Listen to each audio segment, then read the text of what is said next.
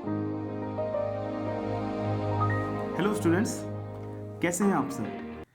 आप लोगों के लिए खुशखबरी यह है कि एसएससी एमटीएस ने 8,300 वैकेंसीज निकाली है। मैं आपका गाइड अरुण गुप्ता आपको इस वीडियो ट्यूटोरियल में बताऊंगा कि इस एग्ज़ाम से जुड़ी इम्पोर्टेंट और बेसिक इन्फॉर्मेशन, जैसे कि इम्पोर्टेंट डेट्स क्या हैं, एलिजिबिलिटी क्राइटेरिया क्या है, सिलेबस क्या है, और इसके अलावा इस एग्ज़ाम में आपकी क्या स्ट्रैटेजी होनी है, क्या आपको करना है, क्या डूज़ है और क्या आपको नहीं करना है, क्या इस एग्ज़ाम की प्रिपरेशन के हिसाब से डोंट्स हैं। तो आइए बढ़ते हैं इस वीडियो ट्यूटोरियल में। एग्ज़ाम का नाम है recruitment to the post of multitasking non technical staff in the states and union territories. तो इस एग्ज़ाम का नाम है MTS, multitasking staff. Conducting body है एसएससी, इसको कंडक्ट करा रही है। पोस्ट क्या ऑफर किया जा रही है वो समझ लीजिए। General central service group C, non gazetted non minstrel post. इसमें आप सेंट्रल गवर्नमेंट के, इसमें सिलेक्शन होने के बाद आप सेंट्रल गवर्नमेंट के एम्प्लॉयज़ कहलाएंगे। और टोटल नंबर ऑफ पोस्ट जो है वो है 8,300। पे स्केल जान लीजिए। पे स्केल जो इसमें है 5200 से लेके 20,200 है पे बैंड, और प्लस ग्रेड पे है आपकी ₹1800। इसका जो एप्लीकेशन मोड है, तो आपको जो फॉर्म भरना है वो आपको ऑनलाइन भरना है। अब हम समझ लेते हैं कि जो मैंने बताया आपको 8,300 पोस्ट है वो ऑल ओवर इंडिया किस हिसाब से डिस्ट्रीब्यूटेड है, मतलब कौन से रीजन से कितनी पोस्ट जाएंगी। जो आपका सेंट्रल रीजन है उससे 325, ईस्टर्न रीजन से 634 है, केरला कर्नाटका रीजन से 666, नॉर्थन रीजन से है 3186, नॉर्थ ईस्टर्न रीजन से है 226 और नॉर्थ वेस्टर्न रीजन से है 534, मध्य प्रदेश रीजन से 536 सीट्स है, सदर्न रीजन से है 750 और वेस्टर्न रीजन से है 1488। अब सबसे इंपॉर्टेंट क्वेश्चन जो स्टूडेंट के माइंड में रहता है वो है एलिजिबिलिटी क्राइटेरिया। सबसे पहली बात यह है कि इसमें आपको क्वालिफिकेशन जो चाहिए है मिनिमम वो है 10th पास। अगर आप 12th पास हो या 11th पास हो आप इसको एग्ज़ाम को दे सकते हैं। मिनिमम जो है क्वालिफिकेशन वो है 10th पास। दूसरी बात समझिए डेट ऑफ बर्थ की। जनरल कैंडिडेट्स के लिए मैं पहले बता देता हूँ आपको, इसमें आपकी जो एज है वो 1/8/2017 में 18 से 25 साल के बीच में होनी चाहिए है, ना 18 से कम और ना 25 से ज़्यादा। समझ में आ रही बात। इसको मैं और क्लियर कर देता हूँ कि अगर आपका जन्मदिन, आपका डेट ऑफ बर्थ 2/8/1992 से लेकर 1/8/1999 के बीच में है तो आप इस एग्ज़ाम को दे सकते हैं। ठीक है, समझ में आई बात। अच्छा, अब समझ लेते हैं एसएससी SC ST कैंडिडेट के लिए जो एज रिलैक्सेशन है वो है 5 साल का, और जो OBC कैंडिडेट्स है उनके लिए जो एज रिलैक्सेशन दे रखा है वो है 3 साल का। आइए बढ़ते हैं आगे। अब हम समझ लेते हैं इस एग्ज़ाम से जुड़ी इम्पोर्टेंट डेट्स। तो इशू ऑफ एडवर्टाइजमेंट, इसका जो एडवर्टाइजमेंट निकला है वो निकला है दिसंबर 30, 2016, और एप्लीकेशन फॉर्म भरने की डेट जो स्टार्ट हुई है वो है दिसंबर 31, 2016, मतलब हो चुकी है नए साल से एक दिन पहले।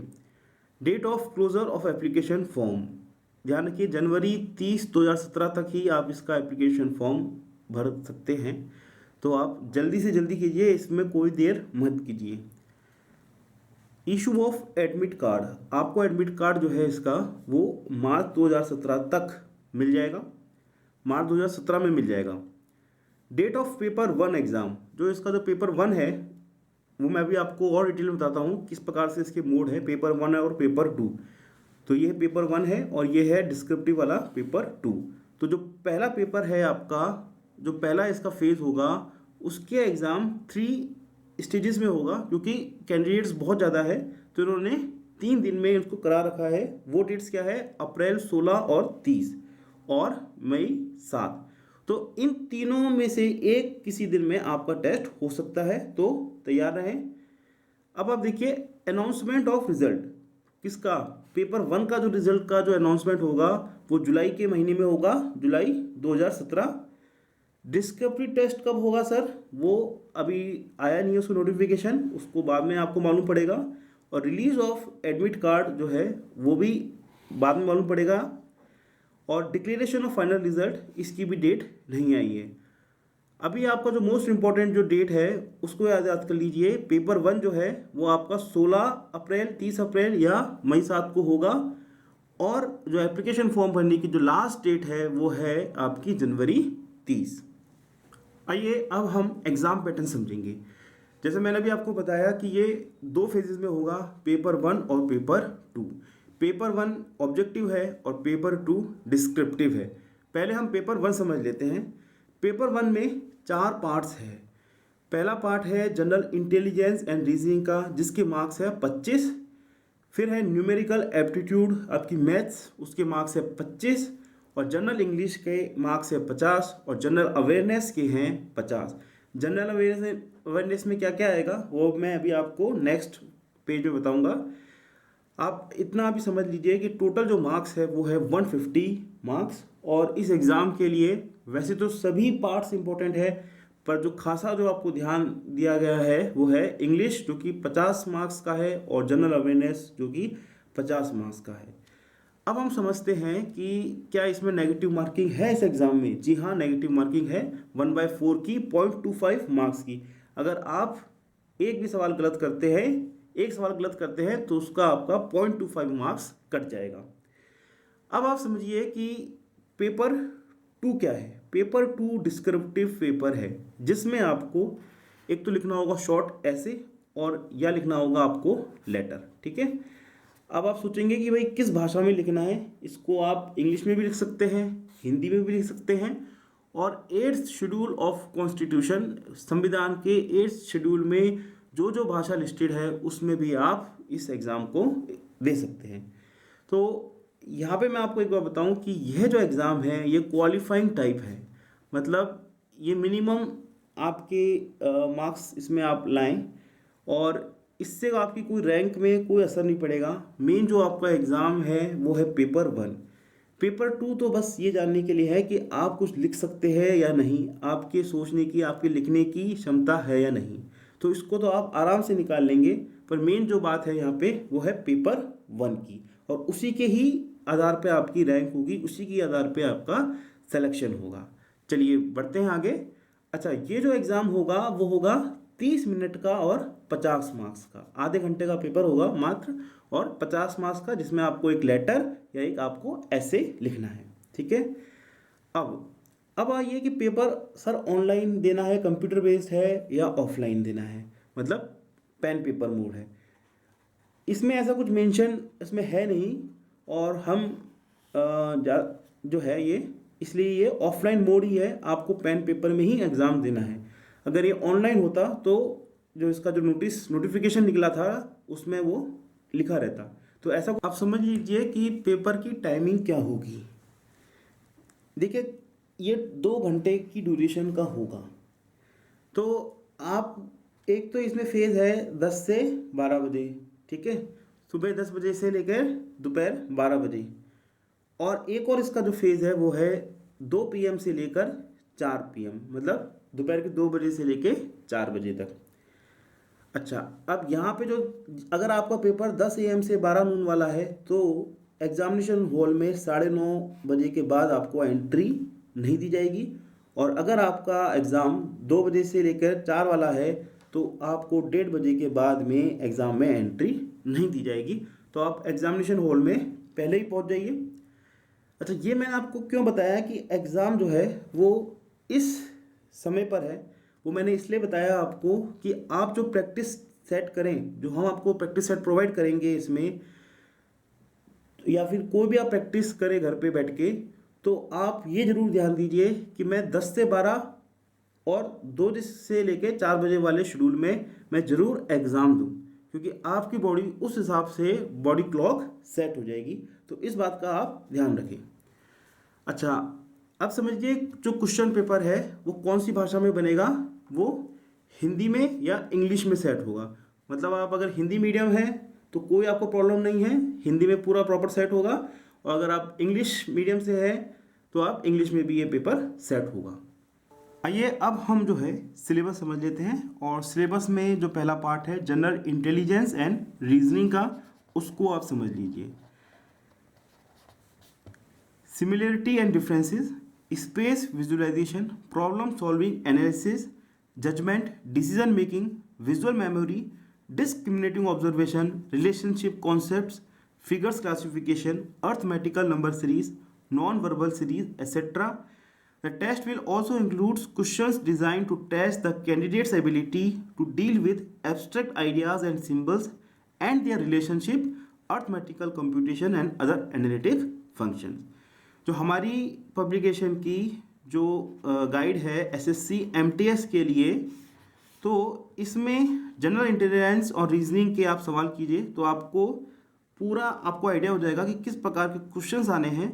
और इसमें हमने 2011, 2012, 2013 और 2014 प्रीवियस ईयर के जो क्वेश्चन पेपर है उसकी भी डिटेल एनालिसिस कर रखी है, उसको भी दे रखा है, तो उससे भी आपको इसका आइडिया हो जाएगा।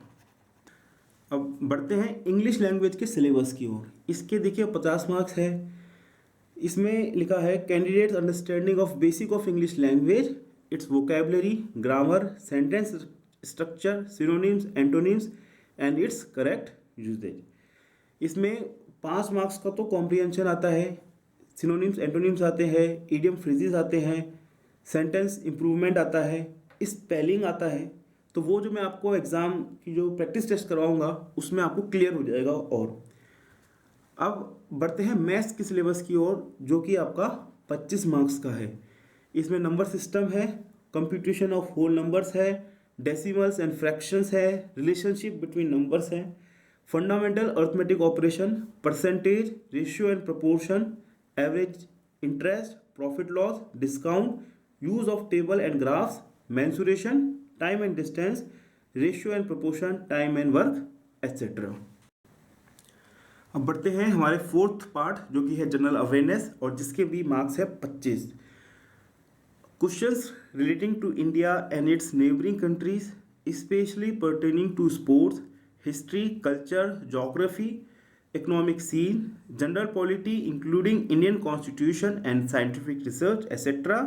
This question will be such that they do not require special study of any discipline. मैं आपको आसान भाषा में इसको बताता हूँ कि जो मैंने पुराने पेपर्स का जो एनालिसिस किया है उसके अकॉर्डिंग देखिए, एक तो स्पोर्ट्स से क्वेश्चन आएंगे आपके 2 से 3, एक आपका आएगा इसमें पॉलिटिक्स से रिलेटेड, एक आपका आएगा सिविक्स, नागरिक शास्त्र, ठीक है, एक आपका आएगा केमिस्ट्री से। केमिस्ट्री से अराउंड 4 से 5 क्वेश्चंस आते हैं। यही फिजिक्स में भी होता है, अराउंड 3 से 4 क्वेश्चंस आएंगे। और बायोलॉजी से भी क्वेश्चंस आएंगे आपके, और बॉटनी से आपके 2 या 3 क्वेश्चंस आएंगे। ज्योग्राफी से भी आपके जो है 3 से 4 क्वेश्चंस इसमें आते हैं। फिर कंप्यूटर बेसिक नॉलेज आती है कंप्यूटर के, वो 2 से 3 करीब आती है। और आपका इसमें जो जीके है उससे भी सवाल आते हैं, 2 से 3 सवाल जीके के भी आते हैं। और इस पूरे पेपर में ऐसा नहीं है कि आपको बहुत ही डीप क्वेश्चन पूछे जाएंगे, बहुत ही कठिन क्वेश्चन पूछे जाएंगे, ऐसा कुछ नहीं है। ऊपर से क्वेश्चन पूछे जाएंगे, बस आपकी जो है एक जनरल अवेयरनेस क्या है वो टेस्ट की जाएगी इसमें। और जो डिटेल एनालिसिस है कि कौन से पार्ट से कितने क्वेश्चंस पूछ रहे हैं, किस प्रकार के क्वेश्चन पूछ रहे हैं, तो वो हम हमारी जो एमटीएस की गाइड है उसमें हम आपको जो प्रैक्टिस सेट कराएंगे उसमें हम आपको अच्छी तरह आपको क्लियर हो जाएगा। आइए अब हम समझेंगे इस एग्ज़ाम के लिए, इस एमटीएस एग्ज़ाम की स्ट्रेटजी और इसके डूज एंड डोंट्स, क्या आपको करना है और क्या आपको नहीं करना। तो मैं आपको टॉपिक वाइज ले चलता हूँ। तो सबसे पहली बात है रीजनिंग की। तो रीजनिंग में मेरे पॉइंट ऑफ व्यू से हमारी जो एमटीएस गाइड है थ्योरी टू प्रैक्टिकल कंपनी की, उसमें 21 सेट दे रखे हैं और इंक्लूडिंग प्रीवियस ईयर के आपके क्वेश्चन, और उसमें सभी प्रकार के सवाल रीजनिंग में जो एग्ज़ाम में आते हैं वो दिए हुए हैं। और इसके साथ ही वीडियो सॉल्यूशन भी आपको प्रोवाइड किया हुआ है।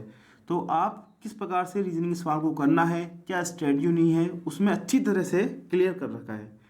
अब आते हैं हम मैथ्स सेक्शन की ओर, और मैथ सेक्शन जो है हमारा वो है कुंडली गणित पुस्तक। तो कुंडली गणित पुस्तक में मैं आपको 6 चैप्टर्स इसमें दे रखे हैं और जो एग्ज़ाम के जो 25 मार्क्स है उसमें 14 मार्क्स वो कॉन्स्टिट्यूट करती है। वो चैप्टर्स क्या है वो समझ लीजिए। वो चैप्टर्स है इसमें परसेंटेज, अनुपात, लाभ हानि, बटा, मिश्रण और आयु। इस बुक की खासियत यह है कि इस बुक में कोई भी फॉर्मूला नहीं दे रखा, ना कोई लॉन्ग मेथड नहीं दे रखा। पूरे एक चैप्टर की एक कुंडली होती है, उसमें आपको करना यह है कि सवाल को पढ़ना है। सवाल को पढ़ते वक्त जो आंकड़े आपको प्राप्त हुए, जो दिखे, वो कुंडली में बैठाना है। एक खाना जो है वो रह जाएगा, उस खाने को आप भर दीजिए, बस आपका उत्तर आ जाएगा। तो आप देख रहे हैं कि इसमें कुंडली मेथड बेस्ड ये बुक है। इसका वीडियो ट्यूटोरियल हमारे यूट्यूब चैनल पे दे रखा है और इसके साथ ही जो बाकी जो सेक्शंस है उसके लिए मैं आपको जो रिकमेंड करूँगा वो MTS गाइड हमारी जो 15 जनवरी 2017 को हम लोग रिलीज़ करेंगे। उसमें सारे सवाल हमने बता रखे हैं जो एग्ज़ाम के लिए इम्पोर्टेंट है और क्या उसकी स्ट्रेटजी होनी है, वो सब चीज़ इसमें दे रखा है।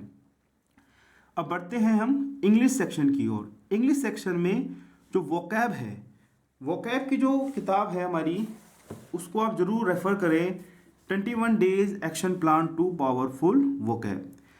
अब और जो इडियम फ्रेजेस की जो बुक है हमारी, 21 days action plan to idiom and phrases. तो ये बुक क्यों इम्पोर्टेंट है इसके बारे में आपको मैं बताऊंगा कि देखिए अक्सर जो किताबें अवेलेबल है उसमें क्या होता है, अल्फ़ाबेटिकली ऑर्डर पे दे रखा होता है। जैसे कि ए, तो ए के सारे वर्ड्स आ गए, फिर बी के सारे वर्ड्स, फिर सी के सारे वर्ड्स। तो इस प्रकार से डिक्शनरी टाइप्स वो बुक्स हैं। पर हमारा जो दिमाग है वो इस टाइप की डिक्शनरी को याद नहीं कर पाता, क्योंकि हमारा दिमाग है, पेन ड्राइव नहीं है। तो इसके लिए इसमें एक एक्शन प्लान दे रखा है जिसमें इस प्रकार से पढ़ाया है कि आपको शब्द जो है याद हो जाए। जैसे कोई भी वर्ड है उसका Hindi meaning, English meaning, synonyms, antonym और उसका सेंटेंस में उसको कैसे यूज़ करना है वो इसमें बताया हुआ है। और इसके बाद जो एडिटोरियल सेक्शन है, इसमें जो हिंदू और टाइम्स ऑफ इंडिया के जो आर्टिकल्स है और उसके जो इम्पोर्टेंट वर्ड्स है वो इसमें बताए हैं। एग्ज़ाम में आए क्वेश्चंस बताए गए हैं इसमें, और रूट वर्ड से पढ़ाना और फैमिली पढ़ाना, होमोफोन्स, पैरोनिम्स पढ़ाना, वो बहुत अच्छे से इसमें दे रखा है। और इसी प्रकार जो अपनी इडियम फ्रेजेस की बुक है, इसमें आपको इडियम फ्रेजेस का मतलब, उसको सेंटेंस में कैसे यूज़ करना है, एग्ज़ाम में आए क्वेश्चंस, बहुत ही इंपॉर्टेंट किताब है, इसको आप ज़रूर लें। तो 2 या 3 क्वेश्चन तो इडियम फ्रेजेस के भी आते हैं। और रीडिंग कॉम्प्रिहेंशन के लिए हमारी बुक आ रही है SSC के लिए, तो वो 15 जनवरी को हम लोग इसको रिलीज़ करेंगे, तो उसको भी आप ज़रूर रेफ़र करें, 21 days action plan to powerful reading comprehension. और जो बाकी जो पार्ट्स है आपका सेंटेंस करेक्शन, सेंटेंस इम्प्रूवमेंट वगैरह, वो हमारी MTS गाइड में दे रखे हैं। और उसमें जो वीडियो ट्यूटोरियल आपके साथ आपको जो मिलेगा उसमें अच्छे से हमने उसको क्लियर कर रखा है। अब बढ़ते हैं जनरल अवेयरनेस के लिए क्या करें। तो जनरल अवेयरनेस के लिए मैं आपको रेफ़र करूंगा कि revision of 9th 10th NCERT book आप पढ़ें। और जैसे मैंने आपको बताया है कि आपको बहुत ज़्यादा डीप में नहीं पढ़ना, बट बेसिक इन्फॉर्मेशन आपको होनी चाहिए। तो जस्ट एक रीडिंग मारिए अच्छे से बस। और जो इम्पोर्टेंट क्वेश्चंस है, किस प्रकार का पैटर्न है जनरल अवेयरनेस के लिए, ये आपको हमारी बुक जो है MTS गाइड में आपको अच्छे से दे रखा है। ये तो हो गई जो हम लोग आपको बुक के थ्रू जो हेल्प करेंगे। इसके साथ फ्री स्टडी मटेरियल और नोट्स भी हम आपको अवेलेबल करा रहे हैं, तो उसको भी आप ज़रूर रेफ़र करें। तो ये जो वीडियो ट्यूटोरियल के लिए हमारा जो YouTube चैनल है, आप में से कई स्टूडेंट्स ने ऑलरेडी सब्सक्राइब किया होगा, नहीं किया तो कर लीजिए, क्योंकि हम लोग MTS के एग्ज़ाम के हिसाब से बहुत अच्छे वीडियोस आपको बना रहे हैं, वीडियो ट्यूटोरियल आपको बना रहे हैं। इसका लिंक है youtube.com/user/theory2practical। अच्छा, इसके अलावा आप अगर अपनी email ID पे इन सारी वीडियोस की लिंक चाहते हैं या स्टडी नोट्स PDF में चाहते हैं, तो आपको सिर्फ ये करना है कि theory2practical@gmail.com पे एक मेल कर दीजिए और उसमें सब्जेक्ट डाल दीजिए MTS। तो MTS से रिलेटेड जितनी भी इंफॉर्मेशन हमारे पास में है वो हम आपको प्रोवाइड कर देंगे ईमेल के थ्रू। इसके अलावा एक और ज़रूरी चीज़ मैं आपको बताऊंगा कि हमारा जो व्हाट्सअप ग्रुप है क्रैक माई एग्ज़ाम, जिसमें हेल्पलाइन दे रखी है हमने 8003378523 को आप ज्वाइन कर लीजिए।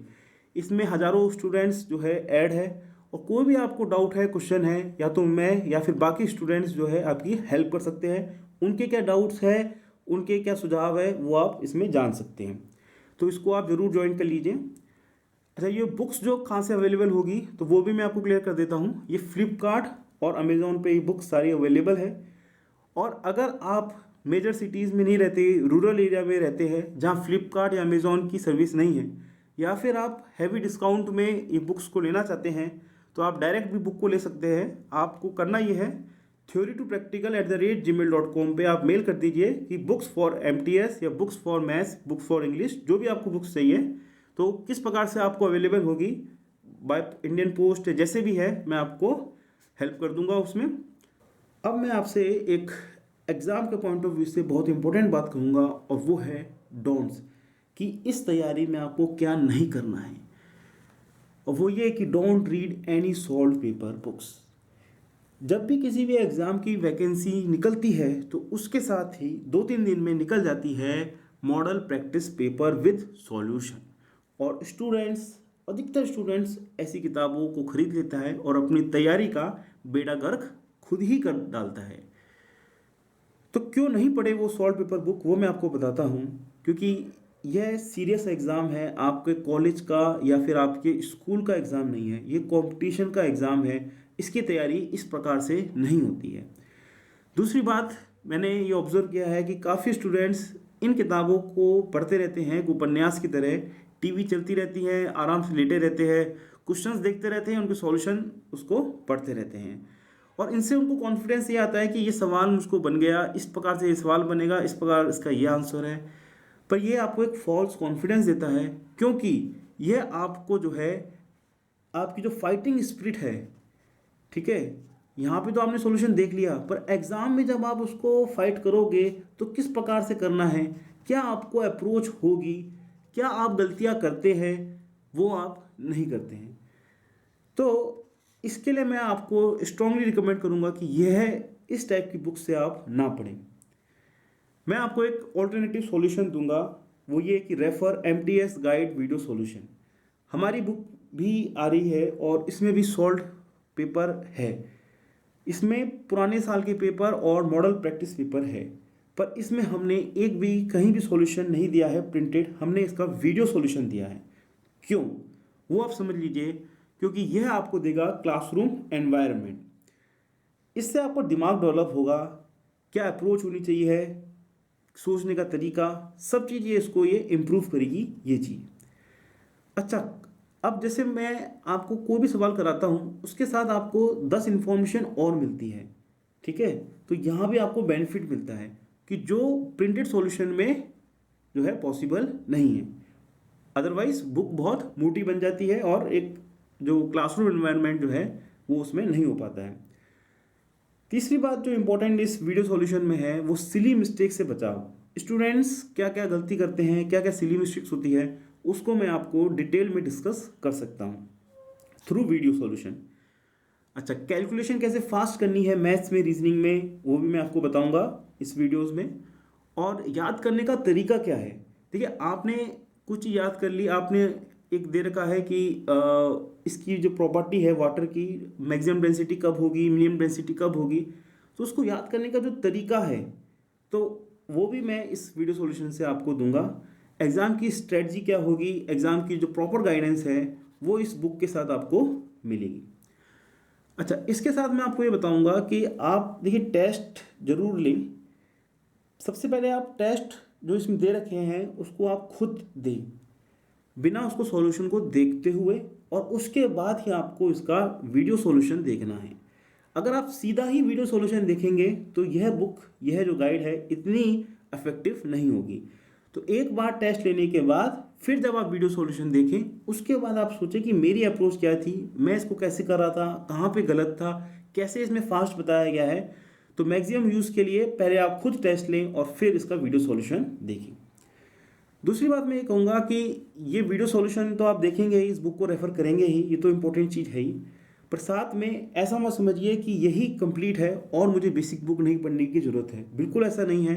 जैसे मैंने आपको बताया, जनरल अवेयरनेस के लिए आप एनसीईआरटी की बुक पढ़ें, और जो रीडिंग जितना आप लगाएंगे, जितनी आप एक्टिव रीडिंग करेंगे उतना इम्पोर्टेंट है। एक होता है दोस्तों रीडिंग, एक होता है एक्टिव रीडिंग। तो एक्टिव रीडिंग कैसे करनी है उसके बारे में अभी आपको बताता हूँ। और दूसरी बात यह है कि जो भी आप पढ़ें, जो भी आप याद करें, समझें, उसको आप एक्सप्रेस जरूर करें। एक्सप्रेस आप खुद से भी कर सकते हैं, सेल्फ से भी कर सकते हैं, अपने फ्रेंड से भी कर सकते हैं, रिलेटिव से भी कर सकते हैं, ठीक है। चाहे उनको समझ में आए ना आए, आप उनको बताइए कि आज मैंने ये चीज़ याद करी, ये फैक्ट याद करे, इस टाइप से ये सवाल होगा। तो जितना आप अपने आप को एक्सप्रेस करेंगे, आपकी पढ़ाई का जो स्तर है, आपका जो याद करने का जो लेवल है, उतना ही वो स्ट्रांग होगा। अच्छा, एक बुक मैं आपको और रेफर करूँगा जो एक हर स्टूडेंट्स के पास होनी चाहिए, वो है 17 tools to rock the exam. और इसमें ये बताया गया है कि परीक्षा को हवा ना समझे, यह मात्र माइंडसेट व टेक्निक। तो जहाँ मैंने आपको बात कही एक्टिव रीडिंग की, तो उसमें कैसे आपको तेज पढ़ना है, कैसे आपको बढ़िया पढ़ना है, वो इस बुक में बताया हुआ है। इंग्लिश में एक कहावत है, शार्पन योर सॉ। देखिए, अगर आपकी छुरी तेज होगी, ठीक है, सॉ मतलब छुरी, अगर आपकी छुरी तेज होगी तो आप 8 घंटे का काम जो है वो 5 मिनट में कर सकते हैं। तो अगर आपकी छुरी ही तेज ना हुई तो 5 मिनट के काम को आप 8 घंटे लगा देंगे। तो उसी के लिए ये बुक है जो आपके लिए बहुत इंपॉर्टेंट है, आपके छोटे भाई बहन के लिए या किसी के लिए भी जो कोई भी एग्ज़ाम दे रहा है। तो इसमें 10 इंपॉर्टेंट टिप्स, टाइम को कैसे मैनेज करना है, स्टीव जॉब की स्पीच स्टूडेंट्स के लिए, कॉन्फिडेंस कैसे बढ़ाना है, रीडिंग को बेटर कैसे करना है, उसकी एसक्यू थ्योरी टेक्निक कि सबसे पहले उसको सर्वे करना है, क्वेश्चन करना है, रीड, रिव्यू, रिसाइट, किस प्रकार से एक्टिव रीडिंग करनी है वो इसमें बताया है। कॉन्सेंट्रेशन पावर कैसे बढ़ाना है, motivational speech bye Sandeep Maheshwari इसमें दे रखी है। एग्ज़ाम की तैयारी करते समय जो आपको आलस वाला जो आपका जो शत्रु है उससे कैसे बचना है वो बताया है। रीड फास्ट कैसे करना है, देखिए समय बहुत कम है, कम समय में ही ज़्यादा कैसे रीड करना है, उसके जो साइंटिफिक टेक्निक्स है वो बता रखी है। अब्दुल कलाम साहब की स्पीच है स्टूडेंट्स के लिए, उसको आप ज़रूर पढ़ें। आपके मैथ्स में स्पीड कैसे बढ़ानी है कैलकुलेशन के लिए, उसके वैदिक मैथमेटिक्स के इंपॉर्टेंट सूत्र है, मल्टीप्लाई कैसे करना है और मैथमेटिक कैलकुलेशन कैसे करनी है, स्क्वायर कैसे करना है, वो दे रखा है इस चैप्टर में। याद करने का एक तरीका है पैक सिस्टम, उसको आप ज़रूर पढ़ें, जिससे आप नदियों के नाम याद करना है, कोई क्रम याद करना है, तो बहुत ही अच्छी टेक्निक है। प्रेजेंटेशन स्किल्स के बारे में बता रखा है और 6 मोटिवेशनल स्टोरीज़ है। तो आप पढ़ते समय कभी भी डिप्रेस हो, कभी भी आपको लगे कि मुझे को किस प्रकार से अपनी पढ़ाई को अच्छा बनाना है, वो इस किताब में दे रखा है। और जो भी इसमें फैक्ट बताए गए हैं वो एक प्रैक्टिकल बेस पे बताए गए हैं, जिसको आप पढ़ के इम्प्लीमेंट करके अपनी पढ़ाई को दुरुस्त कर सकते हैं और बेहतर बना सकते हैं। इस वीडियो ट्यूटोरियल को पूरा करते हुए मैं आपसे कहूँगा 2 बात कि एक तो आप कड़ी मेहनत कीजिए। देखिए, समय आपके पास में है, अपॉर्चुनिटी आपके पास में है, तो इसको ज़रूर आप ग्रैब कीजिए। तो इसमें आप कड़ी मेहनत कीजिए और जो मेहनत जो आप कर रहे हैं वो सही दिशा में होनी चाहिए, with proper analysis, with proper direction.